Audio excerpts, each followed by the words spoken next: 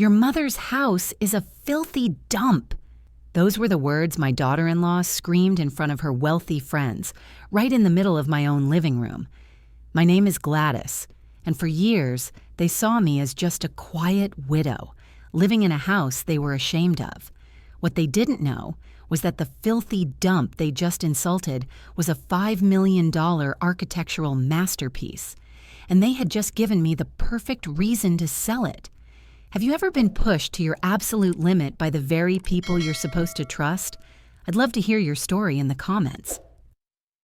The quiet of the Saturday morning in my kitchen, rich with the smell of freshly ground coffee and the faint, clean scent of the old-growth oak that formed the bones of my home, was a sweet lie. I stood at the counter, watching the hummingbirds, tiny iridescent jewels, flit and battle around the feeder just outside the vast expanse of the kitchen window. This ritual, the coffee, the birds, the gentle morning light filtering through the canopy of live oaks in the backyard, was my sanctuary. It was a piece I had painstakingly built for myself in the 10 years since David had been gone. But I knew, with the certainty of a mother who knows her child's every inflection, that this peace wouldn't last. The ring of the telephone from Leo, my son, was always the herald of a coming storm. I ran my hand over the impossibly smooth surface of the teak dining table that David had sanded and finished himself, a project that had taken him an entire winter 4 decades ago. His knuckles had been raw, his hands perpetually smelling of tongue oil, but his eyes had shone with a creator's joy. He always used to say, his voice a low and warm memory that I could summon on command, "Gladys, don't ever let anyone else tell you the value of the things you love." His words, once a simple expression of his philosophy, had never echoed so strongly in my mind as they did right then, a quiet warning against a world that only measured worth in dollars. The phone rang a second time, a shrill, insistent sound that shattered the morning's harmony. With a sigh that carried the weight of 1,000 similar conversations, I picked it up. "Mom, hey, listen, are you busy tonight?" Leo's voice was strained, stretched thin over a wire of anxiety. It was the voice he used when Isabella wanted something, the one that pleaded for my compliance before he even made the request. "Not especially, honey. I was just planning a quiet evening." "Why?" He cleared his throat.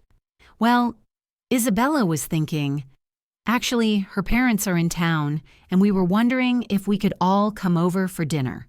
An important family dinner, you know?" An important family dinner. My heart sank like a stone. With Isabella, that phrase was code. It meant a performance was required. An inspection was imminent. "Of course, dear," I said, my voice a careful construction of maternal warmth, betraying none of the sudden, bone-deep weariness I felt. "That sounds lovely. What time should I expect you?" "Around 7. "Great. Thanks, Mom. See you then. Love you."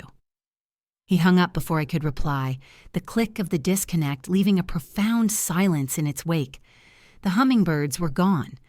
The sweet lie of the morning had ended. For the rest of the day, a heavy cloud settled over me as I moved through the house. I began preparing dinner, the familiar motions of chopping vegetables for a salad and slowly braising a pot roast, doing little to soothe my nerves. I was cooking for people who would find fault in every bite. I moved through the rooms, my house, and every object screamed with memories of David. The built-in walnut shelving he had designed, each shelf perfectly spaced to hold our collection of art books, and the lopsided pottery Leo had made in grade school. The massive flagstone fireplace we had built together one grueling summer, stone by stone. The way the entire back wall of the living room was glass, blurring the line between the inside and the wild, rambling garden he had so loved. This house wasn't just wood and stone, it was the blueprint of our life together. It was simple, honest, and it was ours. It was everything Isabella was not. As the afternoon sun slanted low through the sycamore trees, casting long, dancing shadows across the living room floor, I found myself polishing the large picture window that looked out onto the front yard. I was trying to wipe away the smudges, trying to make everything perfect for a woman who would never, could never, see its perfection. It was then, in the reflection on the clean glass, that I saw it. A gleaming black Mercedes, silent and predatory, pulled into my driveway. My watch read 5:55. They were an hour early. The game had begun. The click-clack of Isabella's stilettos on my slate entryway sounded like a countdown to an execution. Each sharp tap echoed in the vaulted space of the living room. A sound so alien in this house of soft rugs and quiet reverence. I forced a smile as Leo ushered them in. Isabella, looking as if she had stepped from the pages of a fashion magazine in a severe white dress, and her parents, Richard and Margaret Reynolds, whose competing expensive colognes filled the air and choked out the familiar, comforting scent of my slow-cooking pot roast. As Isabella greeted me with an air kiss that landed a full inch from my cheek, I was thrown back to the first time Leo had brought her home. She had surveyed the hand-carved beams and the expansive glass walls with a slight, almost imperceptible frown. "Was your father just a regular architect?" she had asked, the word regular dripping with a condescension she didn't bother to hide. I had let it pass then, a mother's desperate hope overriding her instincts. "Oh, Gladys, your home is so unique," Margaret said now, her eyes scanning the room, lingering for a moment too long on the worn spot on my favorite armchair, the one David and I had shared for 30 years. Isabella joined in, her voice a saccharine melody. "It has such character, Mom, so much history." Their words were meant to be knives wrapped in silk. They walked through the open living space, their heads tilted in a pantomime of appreciation, while their eyes catalogued every sign of a life lived rather than a life curated. The dinner was an agonizing performance. They spoke of a recent ski trip to Aspen and a charity gala in Beverly Hills where they had bid on a diamond necklace. Richard complained about the difficulty of docking their new 50-foot yacht in Newport. They were painting a world of effortless luxury, a world of glittering surfaces designed to make me feel small and provincial. I sat at the head of the teak table David had built, feeling like a stranger, a museum keeper in my own life. Leo, my poor, spineless Leo, tried weakly to bridge the chasm. "Mom's pot roast is amazing, isn't it?" he would interject, only to be ignored as Isabella launched into a breathless story about a Michelin-starred restaurant in Paris. I watched my son, a ghost at his own table, shrinking under his wife's glittering dominance. After dinner, as we sat with coffee in the living room, the football game on the television, a muted, masculine murmur in the background, Isabella let out an exaggerated sigh. "It's just impossible to have people over here, Leo. The parking is a nightmare. My friends would have to park halfway down the hill." She looked around the living room, her eyes narrowed in calculation. "You know, if we just knocked out this wall, opened up the space, we could really entertain properly. A proper upgrade is all it needs." Richard, her father, ever the opportunist, seized the opening. "Speaking of the future, Gladys," he said, his tone casual but his eyes sharp and focused on me. "What are your long-term plans for this property?" Before I could formulate an answer, Isabella slammed her coffee cup down, the fine porcelain cracking against the saucer. "Honestly, it's an embarrassment. Your mother's house is a filthy dump," she burst out, her voice shrill with a sudden vicious frustration. "We have to do something about it, Leo." The room fell into a stark, humming silence. All I could hear was the frantic beat of my own heart in my ears. The air was thick with my public humiliation. Leo stared down at his hands, his face flushed with a shame, so profound he couldn't bring himself to look at me. After they left, their departure a rushed and awkward affair that left a mess of plates and a toxic atmosphere in its wake. I began clearing the table. My hands were shaking. That's when I saw it. In his haste to flee the scene of my disgrace, Leo had left his briefcase by the door. I picked it up, intending to call him, but the clasp was undone. Spilling out was a sleek, professionally bound file folder, its label facing up, the words stark and brutal under the lamplight. Property appraisal. Preliminary report. The appraisal report felt like a block of ice in my hands, but not as cold as the emptiness that had taken root in my chest. $450,000.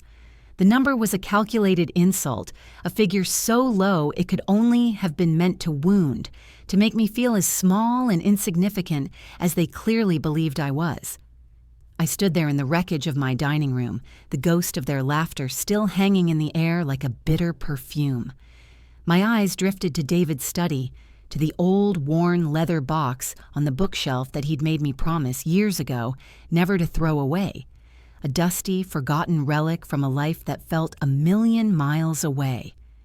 They came back 3 days later, on a Tuesday afternoon that was gray and unforgiving. The date was October 7th, 2025. Leo used the forgotten briefcase as his excuse, but Isabella marched in behind him with the purposeful stride of a general returning to the battlefield, her face a mask of cold resolve. "We need to talk, Gladys," she said, dispensing with any pleasantries. She didn't call me Mom. Leo hovered by the door, his guilt a palpable thing in the room, making the air thick and hard to breathe. "Isabella, maybe we should ease into this." "Ease into what?" she snapped, turning on him with a flash of irritation. "We're here to help her, Leo. It's time for some honesty." She turned back to me, her smile sharp and predatory. She pulled the appraisal from her purse and laid it on the teak table, the cheap paper a sacrilege on the hand-finished wood. "As you can see, the house isn't worth what you might think. It's old. It needs work." Then she produced a glossy brochure, its cover showing smiling, silver-haired seniors playing shuffleboard in a sun-drenched courtyard. "But we've found the best solution for you," she cooed, sliding it across the table toward me. "The Willow Creek Estates. It's a wonderful senior community. All your meals, medical care on site. You wouldn't have to worry about a single thing." I stared at the brochure, at the manufactured smiles and the sterile-looking environment, then at her. They weren't just trying to take my house. They were trying to erase my life, to pack me away in a neat, convenient box. Before I could speak, she produced another set of papers, bound in a neat legal folder. "And this is just a simple family agreement," she said breezily, as if she were discussing the weather. "It gives us permission to manage the property, to handle the renovations and the eventual sale. Just a formality to make everything easier for you." Leo finally spoke, his voice barely a whisper, his eyes fixed on a spot on the floor just past my shoulder. "Mom, it makes sense. We can take care of everything for you."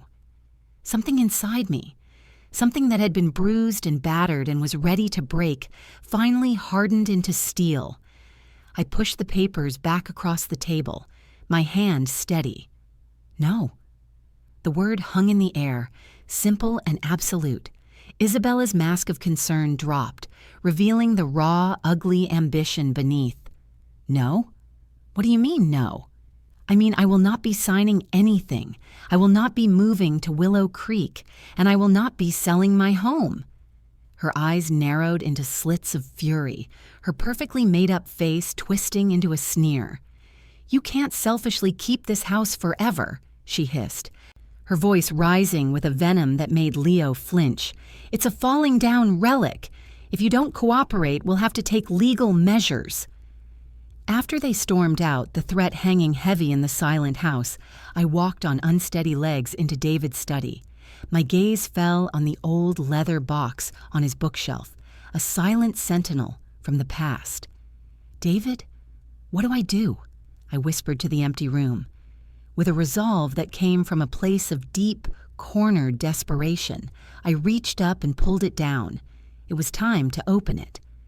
A fine layer of dust coated the leather box, a testament to the years it had sat untouched, a silent promise from a life that was now just a memory. As I wiped the surface with the sleeve of my cardigan, my fingers trembled. The brass latches, tarnished with age, clicked open with a sound that seemed to echo in the profound, lonely silence of David's study. As I lifted the lid, the scent of old paper, cedar, and a lifetime of memories rushed out, carrying with it a secret that was about to change everything. Inside were not loose papers, but several tightly wound scrolls of heavy, cream-colored parchment, tied with faded silk ribbons. My hands shook as I untied the first one and carefully unrolled it on his wide, empty drafting table. It was a blueprint, but it was more than that. It was a piece of art. The lines were drawn not with the cold precision of a computer, but with the fluid grace of a master's hand. There were intricate notes penciled in the margins, observations on the interplay of light and shadow at different times of day, detailed cross-sections of the custom-joined timbers, and lyrical sketches of the very room I was standing in. It was the soul of our home, rendered in ink on paper. At the bottom right corner of the vellum were two signatures. One was David's, familiar and beloved, a gentle and looping script. The other was a sharp, angular scrawl I didn't recognize, Arthur Vance. I unrolled the other scrolls, each one a different elevation or a detail of the house, each a masterpiece of design. Tucked at the bottom of the box, beneath the last scroll, was a thick bundle of letters held together by a simple, brittle rubber band. They were dated from the early 1970s. The first was from this Arthur Vance, a name that was beginning to feel heavy with significance. David, it read. The ink faded, but the words clear. Our singular project is a pact between us and the land itself. It must remain a pure legacy, untainted by commerce or vanity. David's reply, written on a thin carbon copy, was full of a humility and awe I recognized so well. I will be its custodian, not just its owner. I will honor the integrity of your vision for as long as I live. As I sifted through the letters, a small, simple cream cardstock slip fell out onto the desk. It was embossed with a single name and a title, Benjamin Carter, Heritage and Art Law. With a sudden, powerful premonition, I moved to the old laptop on David's desk. It whirred to life slowly. My fingers, clumsy with a strange mix of dread and hope, typed the name Arthur Vance into the search bar. The results flooded the screen. Article after article appeared, their headlines like thunderclaps in the quiet room. Arthur Vance, the reclusive genius of American architecture, master of mid-century modern, the man who vanished. The lost designs, the holy grail of the architectural world. My breath caught in my throat. I stared at the pictures of his other known works, museums, famous private estates, and saw the same clean lines, the same seamless integration with nature, the same soul that lived within my own walls. I was not living in a dump. I was living in a work of art, a lost masterpiece. My hand, now steady, reached for the phone. I looked at the simple business card and dialed the number. A crisp, professional voice answered on the second ring. Carter Law Offices. How may I direct your call? I've been waiting for your call for 10 years. Mrs. Miller. Benjamin Carter's voice on the phone was calm, unsurprised, as if my desperate late-night call was an appointment he had long expected. The next day, Wednesday, October 8th, 2025, I drove into downtown Los Angeles, my old sedan feeling like a dinghy in a sea of gleaming luxury vessels. The towering glass and steel structures felt like a different universe from my quiet, tree-lined street in Pasadena, a world of sharp angles and cold, hard power. It was a world I had long avoided, but now I was marching directly into its heart. Carter's office was on the 32nd floor of a discreet, elegant building, the kind with a hushed lobby and an express elevator that made your ears pop. The air inside was cool and smelled of leather and old books, a sanctuary of quiet competence. "Gladys Miller," I told the receptionist, my voice a nervous whisper that felt out of place. "I have an appointment with Mr. Carter." He was waiting for me. He was a man in his late 60s, with a full head of silver hair and sharp, intelligent eyes that seemed to see right through the fearful facade I was wearing.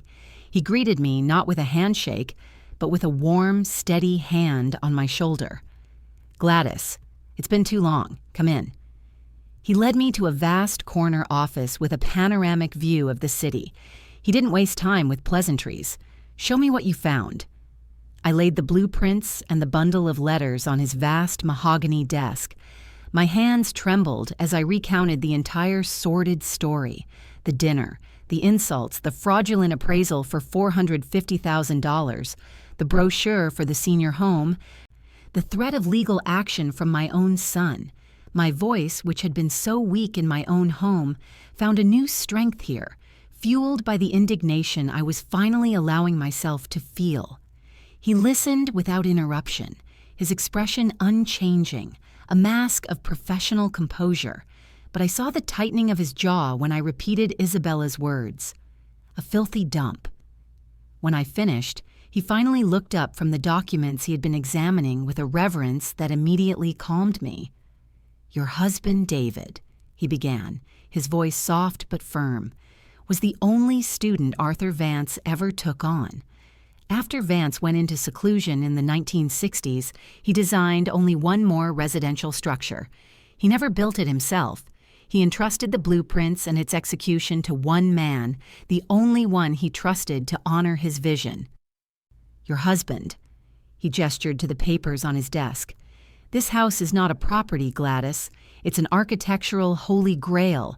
There is a very small, very wealthy community of collectors and architectural firms who have been searching for this lost Vance for decades." My heart was hammering against my ribs. "What is it really worth, Benjamin?" He leaned back in his leather chair, a faint, sad smile on his lips. $5 million is a starting point, Mrs. Miller.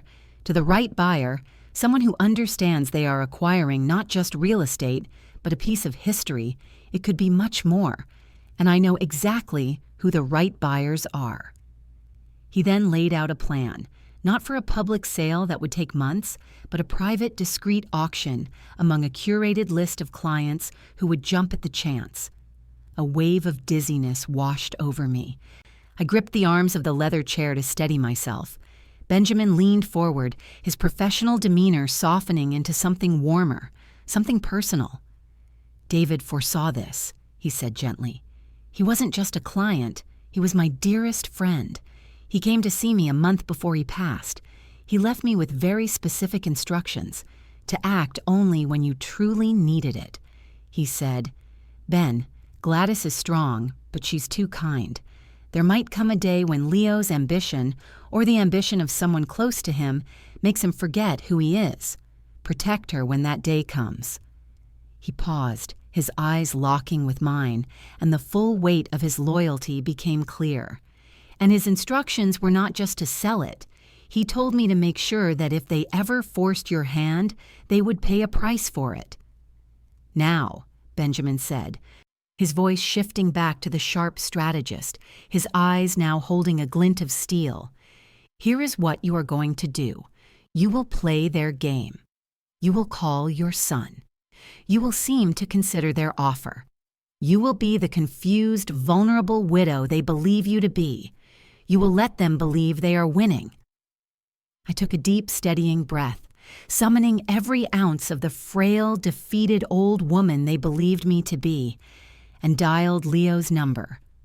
My voice, when I spoke, trembled on purpose, a pathetic, reedy sound that I barely recognized as my own. "Leo," I began, letting it crack just so on his name.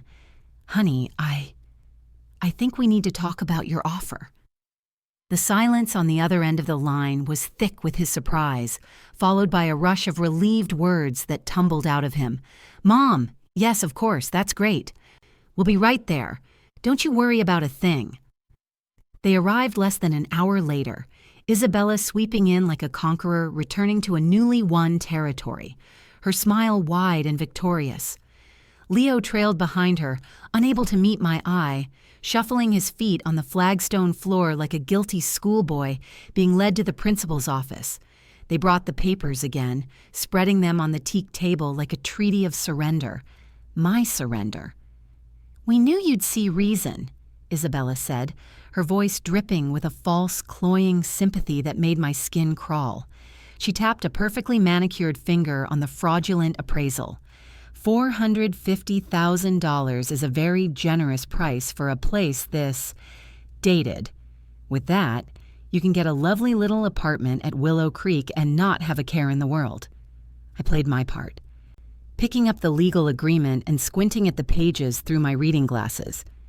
"It's all so confusing," I murmured, letting my hand tremble slightly as I adjusted the frames on my nose. "All these legal words. David used to handle everything." I looked up at Leo, a carefully crafted look of bewildered trust in my eyes. He flinched, his gaze darting away. "I just need a little time," I continued, my voice barely a whisper. "I have an old friend from my book club, Eleanor. Her husband was a paralegal for 40 years. I'd feel better if he just looked it over for me, just to make sure it's all right." Leo's relief was palpable. He practically sagged against the back of his chair. "Of course, Mom. That's a great idea. Take all the time you need." Isabella, however, was impatient. I could see the flicker of annoyance in her eyes. But she saw victory so close she could taste it, so she agreed with a tight, brittle smile. "Whatever makes you comfortable, Gladys." She had already moved on to the spoils of war. The house felt violated by their presence, the air still thick with her cheap, overpowering perfume long after their Mercedes had sped away. The quiet that descended was not peaceful. It was heavy with my simmering rage. That evening, scrolling through my phone while a pot of tea steeped on the stove, I saw her Instagram post. It was a picture of my house taken from the street with a dreamy, oversaturated filter applied. The caption read, "Project Phoenix, turning this dusty old relic into a palace fit for a queen. Can't wait to show you all the before and afters. Warsaw renovation, Travtion, Pasadena, dreaming, Orsino, out with the old." Below it, a short video clip showed her walking through my living room, pointing her phone at the redwood wall. "This is so coming down," she announced to her followers. Her overconfidence was my greatest weapon. She called me the next day, her voice bright and sickeningly cheerful. "Gladys, we've decided to have a little housewarming party next Saturday to celebrate our new chapter. It's really more of a networking thing for Leo and me, you understand. We'll just be clearing out some of the old junk to make room for the caterers." She paused, then delivered the final condescending blow. "You really don't need to come. It will be a lot of young people, loud music. You wouldn't be comfortable." "I understand," I said softly, my voice a perfect imitation of meek acceptance, and hung up. The cold fury inside me was a perfect, quiet flame. My phone rang again almost immediately. This time, it was Benjamin Carter. "Gladys, we have a buyer," he said, his voice crisp and professional, devoid of any emotion. "A design conglomerate from Switzerland. They understand the home's legacy. They're offering $5.2 million, cash. The contract will be ready to sign this Friday." The pen felt heavy in my hand as I signed the sales contract, its fine-tipped nib scratching softly against the thick, expensive paper. This wasn't the end of a chapter. It was the closing of an entire book and the preparation for writing a new one. My signature, shaky but resolute, looked nothing like David's confident, artistic scrawl on the original blueprints, but I knew, in this moment, it carried the same weight of purpose. It was Friday morning, October 10th, 2025. I sat in the quiet, sunlit conference room of Benjamin Carter's office. The air smelled of old leather and new money, a world away from the dust and disappointments of the past week. Across the vast polished mahogany table, a man in an impeccably tailored suit, Monsieur Dubois, the representative from the Swiss firm, nodded with a look of profound respect. He had arrived an hour earlier, not with the aggressive posture of a businessman, but with the quiet reverence of a curator. "It is not a house, Madame Miller," he had said, his voice a low, cultured murmur that was a balm on the raw wound Isabella had inflicted. "It is a living piece of art. The way Vance used the light, the seamless flow between the interior and the California landscape, it is poetry. We are not its owners, merely its new custodians." "We are deeply honored." His words were a gift. They saw what David had created, what I had cherished. They understood. Benjamin slid the final page of the multi-page contract toward me. I took a deep breath, the scent of lemon polish and distant traffic filling my lungs, and signed my name. As my pen lifted from the paper, a single tear escaped and traced a path down my cheek, a quiet goodbye to the life I had known, to the walls that held the echoes of David's laughter and the bitter ghosts of my son's betrayal. I thought of Leo's height marks, still faintly visible on the kitchen door frame. I thought of the scent of sawdust from David's workshop, but there was no regret. As I let go of the house, I was taking back my life. Monsieur Dubois gathered his copies of the contract, stood and bowed slightly. A gesture of old-world courtesy that felt like it belonged to another era. "We will be worthy of its legacy," he promised, before he was quietly shown out of the room, leaving just me and Benjamin. "It's done," Benjamin said, his voice gentle. He began placing documents into a crisp new folder for me, his movements efficient and precise. "Here is your copy of the contract and the escrow details. The funds will be fully transferred within 72 hours. He then slid one final single sheet of paper across the desk. It was the official, legally binding 30-day notice to vacate, addressed to Mr. Leo Miller and Mrs. Isabella Reynolds. "Everything is ready for tomorrow night's performance," he said, a glint of steel in his eyes that I was beginning to recognize. He then reached into his jacket and placed a sleek, black credit card on the desk in front of me. It had no numbers, just my name, Gladys Miller, embossed in elegant silver. "This is a temporary card linked directly to the advance from the sale," he explained. "The limit is substantial. I thought you might need a new outfit for the party." I picked it up. It felt cool and solid, a tangible piece of my new reality. I thought of the years I had spent carefully clipping coupons, of the simple dresses bought on clearance racks. I tucked the powerful little piece of plastic into my worn purse, the stark contrast between the old scuffed leather and the new limitless potential, a perfect symbol of the woman I was becoming. When I left his office, I didn't turn my old sedan toward Pasadena. I didn't go back to the house that was no longer mine. I drove west, toward the sun and the sea, until the high rises of Beverly Hills surrounded me, gleaming like promises. I parked in front of a real estate office with a window display of sprawling mansions and oceanfront properties.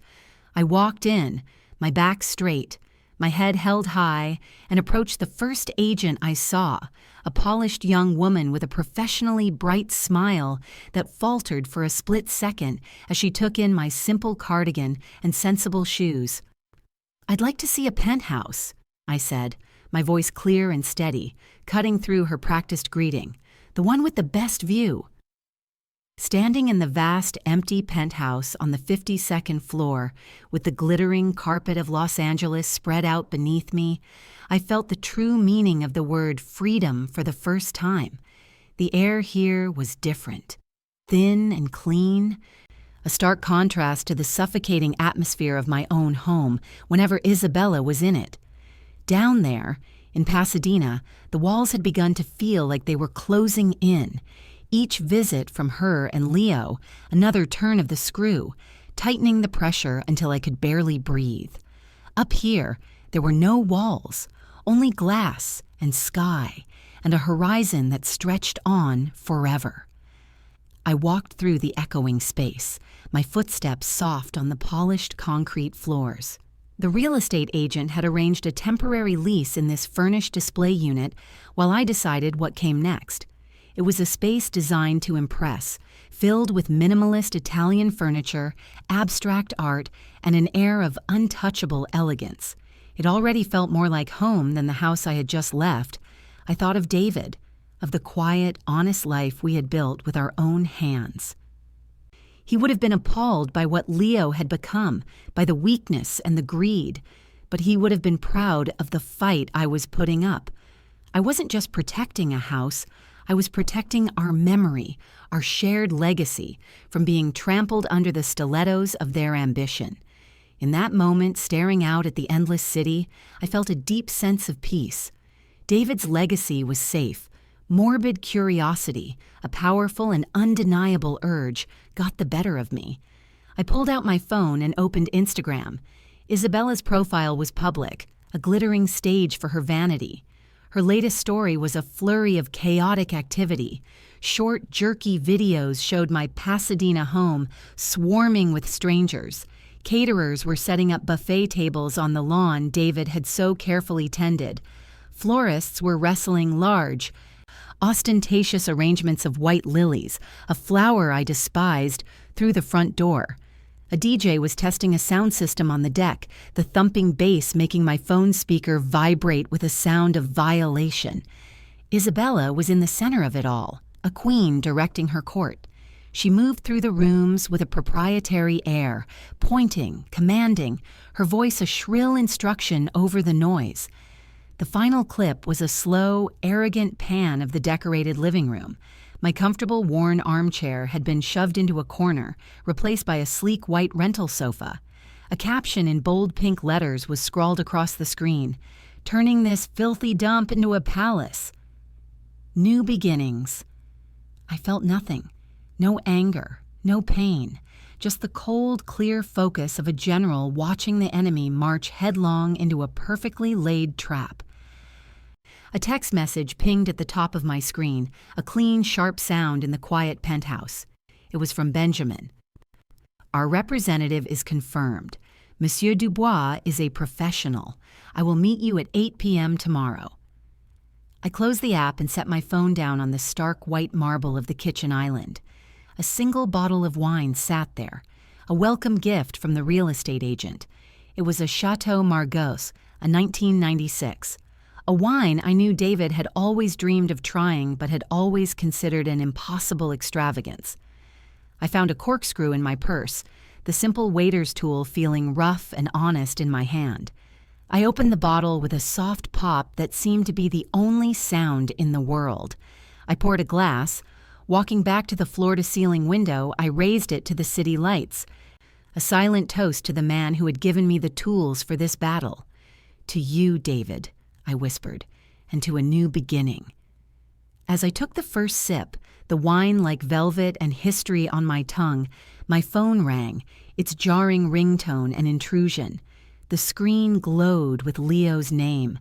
I let it ring once, twice, a small test of my own resolve. Finally, I answered. Mom, you sure you don't want to come tomorrow? Isabella said it would be great if you were here.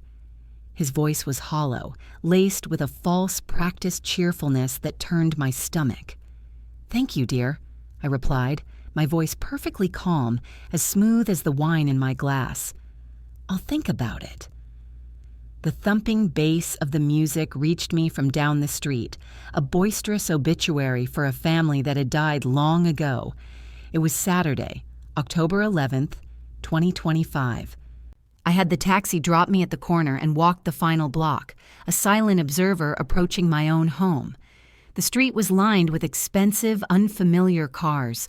Through the large glass walls of the living room, I could see a sea of bright, fashionable people, their loud chatter and sharp laughter, a desecration of the quiet sanctuary David had built. This was a far cry from the quiet dinners we used to host, and an even crueler echo of the night I was first made to feel like a stranger here. From my vantage point in the shadows of my neighbor's overgrown ficus tree, I had a perfect, heartbreaking view into the heart of the party. Isabella was in her element, a queen holding court. Holding a champagne flute like a scepter, she led a small group of her friends on a tour of their future conquest. "This whole wall of dark, depressing wood," she announced, waving a dismissive hand at the hand-planed redwood paneling that had taken David months to perfect. "It's coming down, of course. We're opening it all up for a much better flow." Her friends nodded in sycophantic agreement, their eyes as vacant as their praise. "And this fireplace," she gestured to the massive stone hearth that was the heart of the home, "is just so rustic. I'm thinking something much sleeker. White marble, perhaps." I watched as she moved through the rooms, pointing out flaws that didn't exist, her voice a poisoned dart aimed at every memory, every piece of David's soul embedded in the house. And Leo was a shadow moving through the crowd, his smile as thin as a wire. He refilled glasses and nodded at conversations, a gracious host playing a part in a play that was destroying him. I saw one of his old college friends clap him on the shoulder. "Hey man, this is wild. Your mom's okay with all this?" Leo's smile faltered for a fraction of a second. "My mother, she needs her rest," he mumbled, turning away to grab another bottle of wine from the bar they'd set up on my dining table. He was a coward, but seeing his misery, I felt a pang of the old love, a deep and aching sorrow for the boy he had been. Later, Isabella gathered everyone in the living room. Her voice cut through the din. "I just want to thank you all for coming to celebrate our vision," she declared, beaming. "Leo and I are so excited to begin this project, to finally bring this house into the 21st century and give it the good taste it's been crying out for." Her friends cheered, raising their glasses to her audacity. After a few more glasses of champagne had been poured, she climbed onto the low stone ledge of the fireplace, demanding everyone's attention for a toast. The music softened. "A toast," she began, raising her glass high, her silhouette framed by the fire David had laid so many times. "To new beginnings, and a special thank you to my mother-in-law for finally realizing that this place needed a younger hand to make it something worthwhile." As the polite, drunken applause began to ripple through the room, the heavy oak front door swung open. The music sputtered and died into an abrupt, shocking silence. Every head in the room turned. There I stood, in an elegant silk dress the color of midnight, flanked by two men in dark, impeccably tailored suits. "I think you're using the phrase 'our house' a little prematurely, Isabella." My voice cut through the stunned silence, clear and sharp as shattered glass. For a split second, as I stood in the doorway seeing Leo's panicked face, my heart clenched. The instinct to protect him, to smooth everything over, was a physical pull, a maternal reflex honed over 35 years. But then my gaze found Isabella still perched on the fireplace ledge, her expression of shock already hardening into one of pure, unadulterated fury. The memory of her sneer, her casual cruelty in this very room, solidified my resolve like ice. I thought of every insult, every condescending glance, every time she had made me feel worthless. Tonight, the roles were reversed. Isabella stared at me, her mouth slightly agape. She tried to laugh, a high, brittle sound that broke in the tense air. "Mother, what a dramatic entrance. You're late to your own, well, to the party." She was trying to reclaim control, to paint me as a senile old woman seeking attention in front of her important friends. A slow, deliberate smile touched my lips.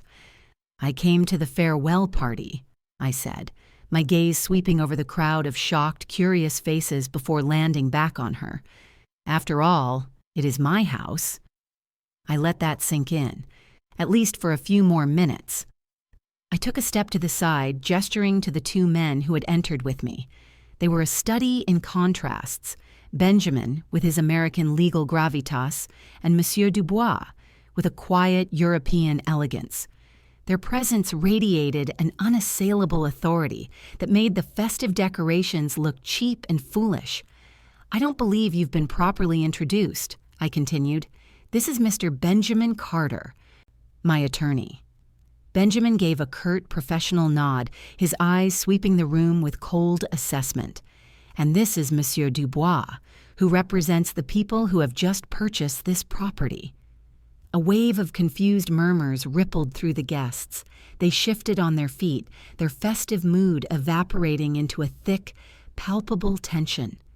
Smartphones, which had been put away, began to emerge from pockets and purses, their small blue lights glowing in the dim room like fireflies gathering to watch a car crash. Leo, who had been frozen by the fireplace, a statue of guilt, finally found his feet and stumbled forward. "Mom, I don't understand," he pleaded, his voice cracking. "Purchased? What are you talking about? This is some kind of joke, right?" My eyes left my son and settled on Isabella. She was now visibly trembling. Her knuckles white where she gripped the edge of the stone ledge, her face a mask of disbelief and dawning horror. "Your wife was right," I said, my voice steady and unforgiving. "This house needed a new owner who would truly appreciate it, someone who understands its value beyond a place to throw a party and tear down walls." I let the words hang in the air for a perfect, agonizing beat, watching the last bit of color drain from her face before delivering the final blow. "So, I sold it." The collective gasp that swept the room was a physical thing, a sudden intake of breath that sucked the very air from the space. A woman in a sequined dress actually put a hand to her chest. "For $5.2 million. The sound of a glass shattering echoed as Isabella's champagne flute slipped from her nerveless fingers and exploded on the slate floor, a glittering spray of crystal and expensive wine. You're lying," she shrieked, her voice cracking, ugly with desperation and disbelief. "It's not possible. The appraisal, it's only worth $450,000. I looked at her, the woman who had called my home a dump, and my smile turned cold as ice. "That, my dear, is what happens when you ask the wrong people. $450,000. Benjamin Carter repeated, his voice as cold and hard as polished granite, cutting through the stunned silence. He was looking directly at Isabella, who was still frozen on the fireplace ledge. "That was the number provided by an unlicensed appraiser after receiving a rather generous consulting fee from you, was it not, Miss Reynolds?" He used her maiden name, and the deliberate sting of it silenced the last of the whispers. The guests, who had been a murmur of shocked speculation, had pulled back, forming a silent, judgmental circle. They turned my living room into an arena, and Isabella was the gladiator who had just been disarmed. Isabella's face, a moment ago flushed with champagne and triumph, was now a ghastly, mottled white. She looked at Leo, a desperate, silent plea for him to do something, say something. But my son was staring at the floor, his shoulders slumped in defeat, as if he could will the very ground to swallow him whole. Benjamin didn't wait for her answer. He opened his folder and produced a thick, professionally bound document, its cover embossed with the logo of a world-renowned auction house. This, on the other hand, is a certified appraisal conducted last week by Sotheby's International Realty. This house, which you so eloquently called a dump, is in fact the only residential commission ever completed by the master architect Arthur Vance after his seclusion in 1968. It is known in certain circles as the Vance Sanctum. From the back of the crowd, a man in a velvet jacket, I vaguely recognized him as Julian Croft, a prominent art critic Isabella had been desperate to impress, whispered audibly, "My God, the Vance Sanctum, I thought it was just a myth." His words of validation rippled through the guests, turning their curious stares on Isabella into open expressions of contempt. She was not just a bully. She was an ignorant one. Furthermore, Benjamin continued, his voice relentless as he produced a small receipt, we have a record of a $5,000 cash payment made to this appraiser from your personal account, 2 days before he submitted his fraudulent valuation. The district attorney's office often finds such things very interesting. This was my moment. The legalities had been laid bare. Now it was time for the heart. This house isn't about money, I said, my voice quiet but carrying with an unexpected strength through the silent room. It's about the love my husband poured into every beam and every stone. It was his sanctuary, our sanctuary. I looked around the room, at the redwood walls she had called depressing, at the hearth she had called rustic. He built it as a testament to quiet beauty and honest materials. He believed a home should be a refuge, not a stage, and you wanted to tear it down for a white marble fireplace. The vulgarity of her plan hung in the air, exposed and cheap. Monsieur Dubois, who had remained a silent, imposing figure until now, finally spoke, his voice adding a foreign, final authority to the proceedings. Our firm is honored to preserve the legacy of Arthur Vance, he said, his French accent making the words sound like a final judgment. All plans for renovation are, of course, canceled. The finality of his statement seemed to finally break through Leo's catatonic stupor. He looked around the room, at the scornful faces of his wife's friends, at the ruins of his marriage, at me, and his voice was the broken cry of a lost child. But where will we live? I looked at my son. And for the first time since this nightmare began, I felt not anger, but a profound aching pity. That, I said softly, is a question you two should ask each other, but not here. Benjamin Carter opened his briefcase and took out a final single sheet of paper.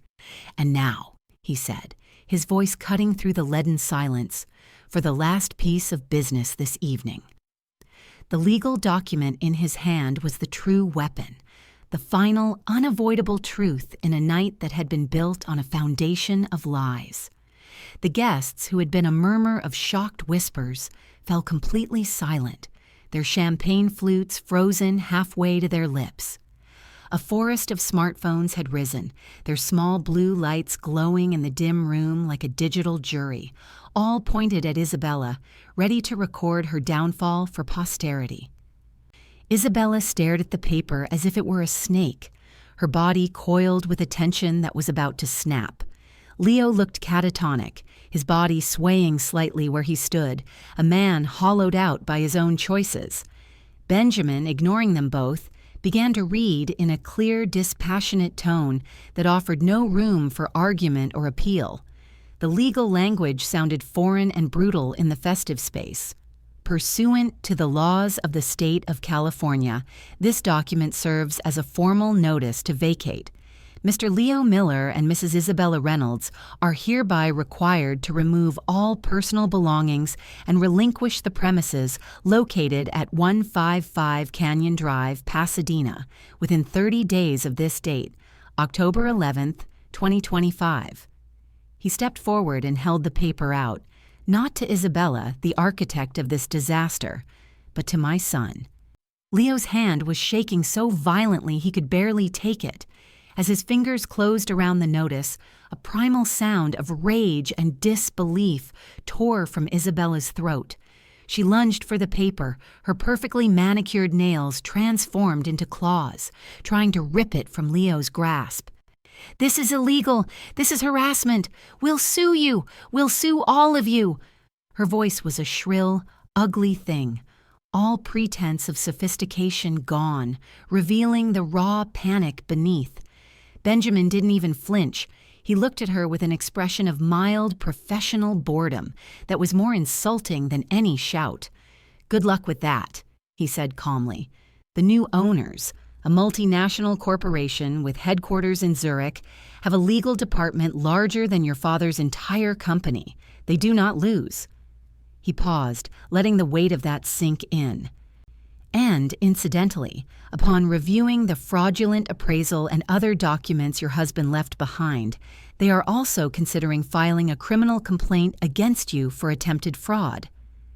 The threat of criminal charges finally broke her. The fight drained out of her, replaced by a wild, cornered panic. She spun around, her face twisted with a rage born of pure humiliation, and glared at the silent, watching crowd of her own friends. "What are you all looking at?" she shrieked, her voice cracking with hysteria. "The show's over. Get out of my house." The irony of her words, spoken in a house that was no longer hers, was lost on no one. Her party had officially become a public spectacle of her own ruin.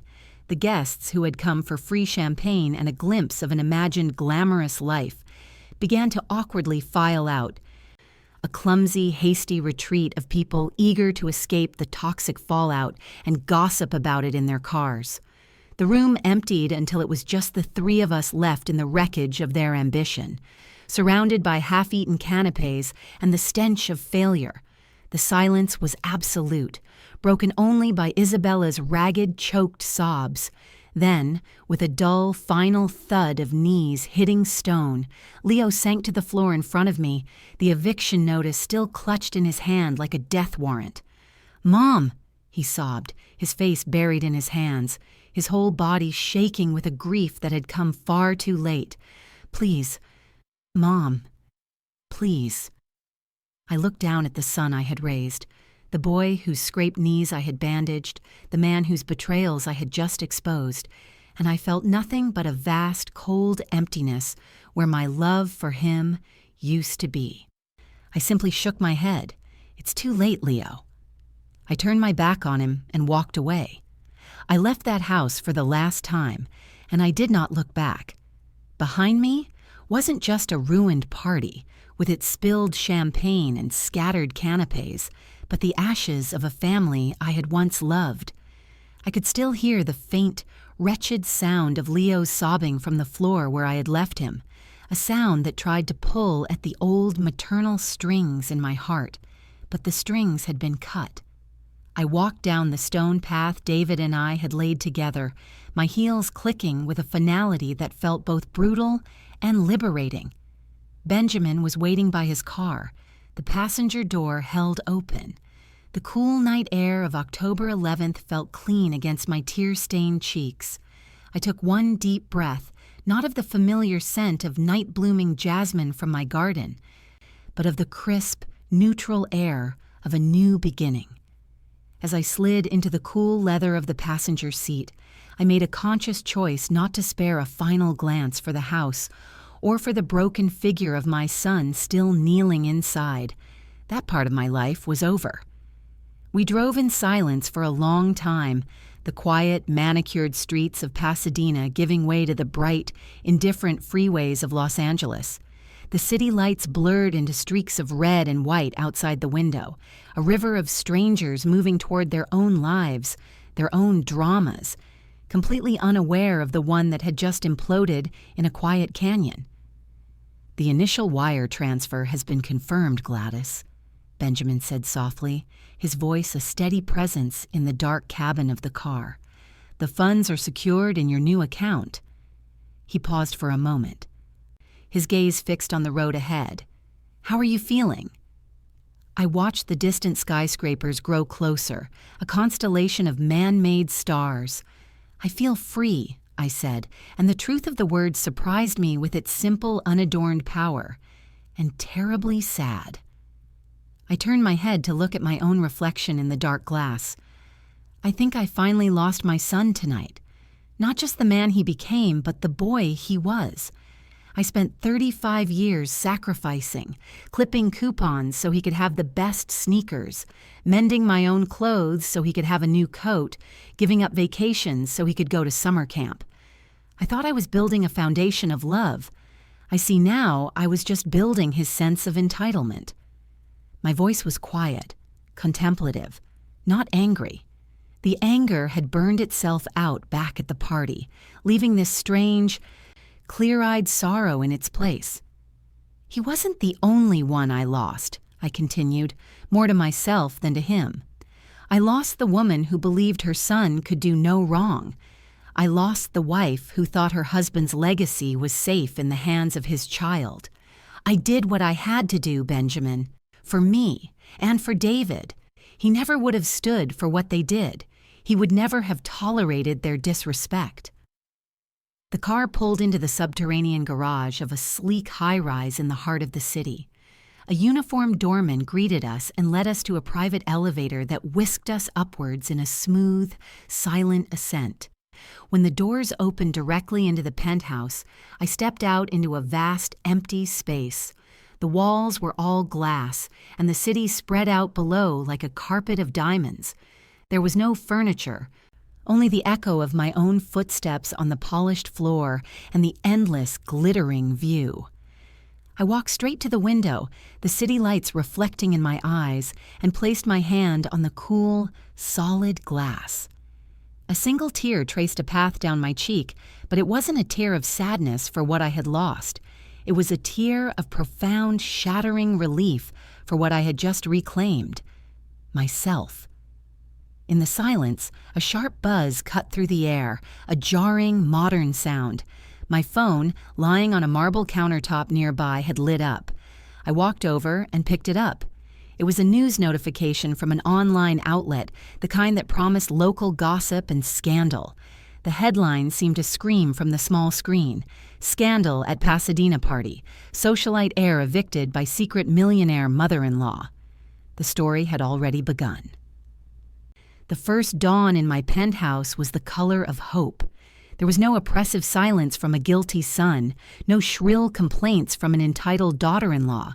There was only the distant, gentle hum of a city waking up and a future that was entirely my own. In the weeks that followed, I shed the skin of my old life, the one lived in service of their comfort. My simple, frugal existence gave way to quiet exploration.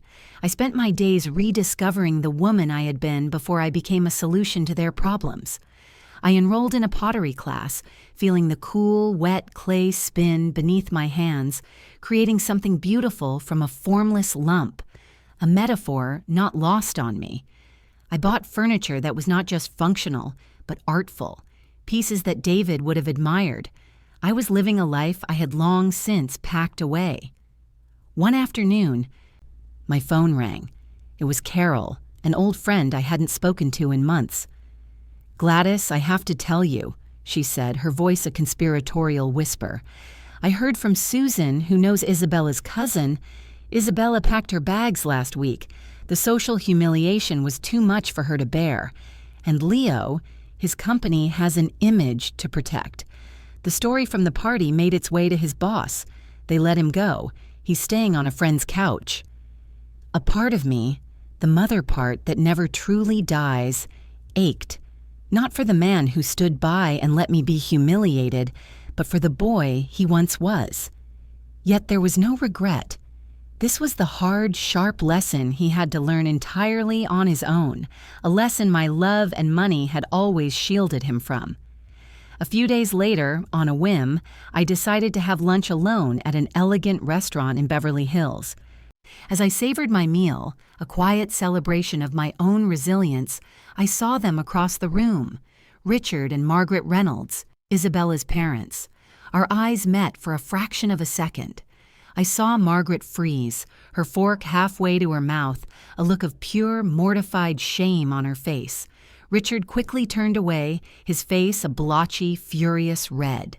They, who had once looked down on me in my own home, could not even meet my gaze in public. It was a small, silent victory.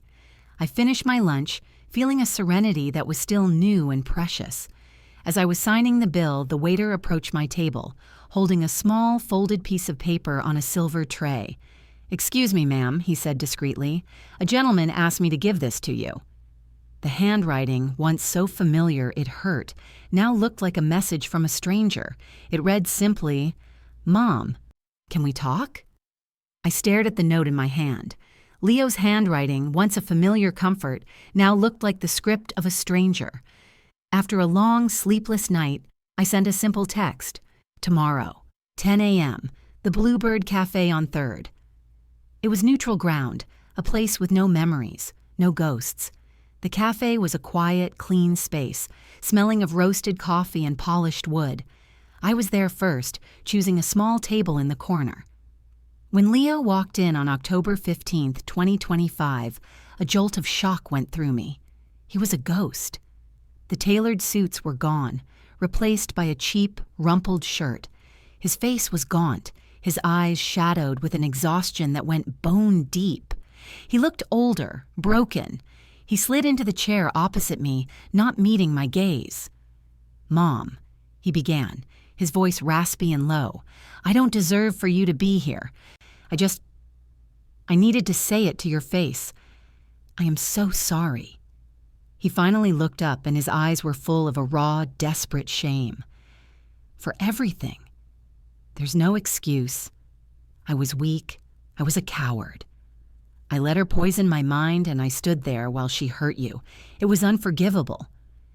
He didn't ask for money. He told me what I already knew. Isabella had left him the day after they were served the eviction notice. His job was gone. He had lost everything. "I'm not here for a handout," he said, his voice cracking. "I just want to know if there's any way, any chance. I can start to earn my way back, to prove that I'm not that person anymore." I listened in silence, letting his confession fill the space between us. A flicker of the old maternal instinct, the urge to soothe and forgive, rose in my chest. I crushed it. "Do you have any idea what that night felt like, Leo?" I asked, my voice calm and even. "To have your daughter-in-law call your home a filthy dump in front of a room full of people, to have her threaten you, and to look over and see your only son, the boy you raised, staring at the floor in silence." He flinched as if I had struck him. "I know," he whispered, his head sinking into his hands. "I see it every time I close my eyes. I will live with that shame for the rest of my life." I reached into my purse, but instead of a tissue, I pulled out my checkbook. The sight of it made him recoil. "Mom, no, that's not why—" "I know why you're here," I said, cutting him off as I began to write. I wrote out a small, practical amount, then tore the check from the book with a neat final rip. I pushed it across the table. "This is for 3 months' rent on a modest apartment and a security deposit. This is not forgiveness, Leo. This is one last chance for you to save yourself." I stood up, my chair scraping softly on the floor. He stared at the check, a lifeline he hadn't asked for but desperately needed. "The road ahead is yours to walk alone. Don't call me, don't contact me," I said, my voice leaving no room for negotiation. "Not until you have truly become the man your father always hoped you would be." I turned and walked out of the cafe, leaving him alone with his check, the price of his last chance, and a future he would have to build from the ashes. This morning, the coffee brewing in my new kitchen smelled like freedom, and for the first time in years, it was just for me. I learned the hardest lesson, that protecting your peace and your dignity isn't selfishness. It's a necessary act of self-love. True family is built on respect, not entitlement, and sometimes the only way to save yourself is to be willing to walk away from those who refuse to see your worth. I would love to hear your thoughts in the comments. Have you ever had to draw a hard line to reclaim your own strength?